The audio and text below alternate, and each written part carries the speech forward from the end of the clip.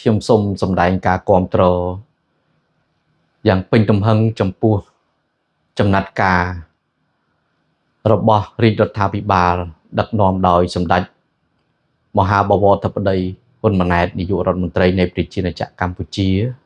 ដែលបានជូនដំណឹងទៅភាគីថៃនិងអគ្គលេខាធិការអង្គការសហប្រជាជាតិដើម្បីផ្សះផ្សា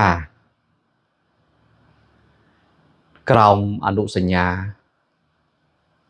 អង្គការសហប្រជាជាតិនីតិសមុទ្រ UNCLOS ការផ្សះផ្សាដោយបង្ខំនេះគឺយើងត្រូវរៀបចំទៅតាមនីតិវិធីរបស់អង្គការសហប្រជាជាតិជាមួយនឹងអនុសញ្ញាយោគយល់ឆ្នាំ2001នៅចំណុចត្រង់នេះខ្ញុំសូមរំលឹកជូនឲ្យបានជ្រាបថាព្រំដែនសមុទ្រព្រំដែនគោកកាលណាមានការចុះអនុស្សាវនៈទទួលស្គាល់រវាងភាគីទាំងសងខាងនឹងការដឹងឮជាមួយនឹងប្រទេសដែល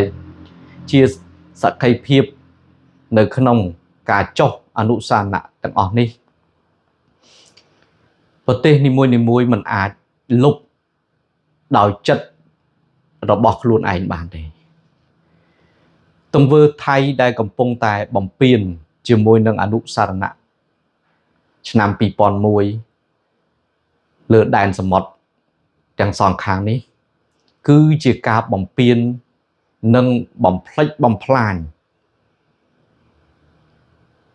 នៅអនុស្សាវនៈដែលទទួលស្គាល់ពីអង្គការសហប្រជាជាតិពីប្រទេសទាំងសងខាងស្មើនឹងមិនអោយតម្លៃអង្គការសហប្រជាជាតិស្មើនឹងមើលងាយ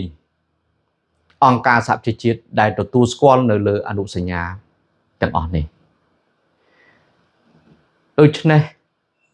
ខ្ញុំសូមសម្ដែងនៅការគាំទ្រយ៉ាងពេញទំហឹងក្នុងការដោះស្រាយដោយសន្តិវិធីដោយប្រើយន្តការគតិយុត្តដ៏មានប្រសិទ្ធភាពសម្រាប់ដោះស្រាយជាមួយនឹងប្រទេសថៃដោយប្រើនីតិសមុទ្រ UNCLOS ការផ្សះផ្សាដោយបង្ខំក្នុងពេលនេះដែរខ្ញុំសូមអំពាវនាវដល់បងប្អូនប្រជាពលរដ្ឋខ្មែរទាំងអស់សូមបន្តការជឿទុកចិត្តលើរាជរដ្ឋាភិបាលដែលកំពុងដឹកនាំស្វែងរកសន្តិវិធីនាពេលបច្ចុប្បន្ននេះខ្ញុំជឿថាគ្មានថ្នាក់ដឹកនាំណាម្នាក់ដែលបណ្ដោយឲ្យចោលមកឈ្លានពានលើដែនអធិបតេយ្យភាពរបស់ខ្លួននិងធ្វើទុកបុកម្នេញដល់ប្រជាពលរដ្ឋរបស់ខ្លួនតាមអំពើចិត្តនោះទេក៏ប៉ុន្តែគ្រប់យន្តការនៃការដោះស្រាយគឺគេរៀបចំទៅ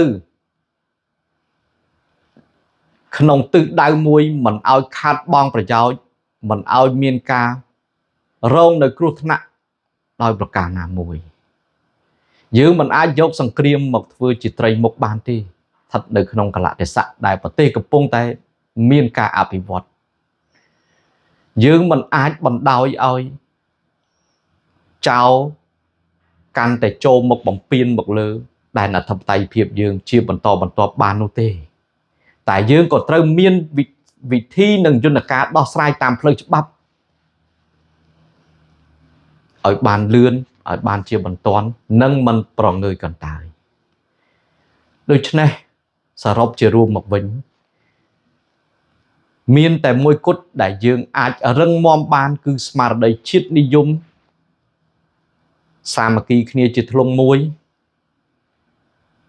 ចូលរួមគាំទ្រជាមួយនឹងរាជរដ្ឋាភិបាលជំរុញលើកទឹកចិត្តឲ្យរាជរដ្ឋាភិបាលដោះស្រាយតាមរយៈយន្តការរបស់អង្គការសហប្រជាជាតិឲ្យបានទាន់ពេលវេលា